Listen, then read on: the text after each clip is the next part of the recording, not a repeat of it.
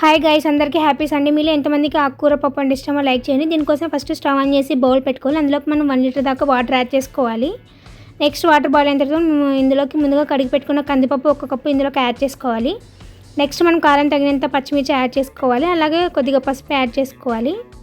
Add చేసుకొని మనము ఒక 80% దాకా కుక్ చేసుకోవాలి. నెక్స్ట్ 80% కుక్ అయిన తర్వాత మనం ఇందులోకి ఒక టమోటా అలాగే ఆనియన్ కట్ చేసినవి యాడ్ చేసుకోవాలి. నెక్స్ట్ మనం ముందుగా కడిగి పెట్టుకున్న పాలకూర 1 కట్ట, అలాగే కొద్దిగా కొత్తిమీర, నెక్స్ట్ కొద్దిగా మెంతికూర కూడా యాడ్ చేసుకోవాలి. యాడ్ చేసుకున్నాక మనం ఇందులో కొద్దిగా నిమ్మకాయ సైజ్ అంతా చింతపండు కూడా యాడ్ చేసుకోవాలి. యాడ్ చేసుకొని మనం పూర్తిగా కుక్ చేసుకోవాలి. నెక్స్ట్ కుక్ అయిన తర్వాత మనం ఇది స్మాష్ చేసుకోవాలి.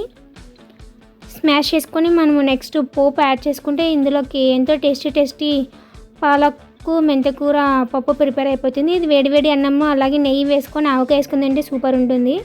Subscribe for more guys. Bye.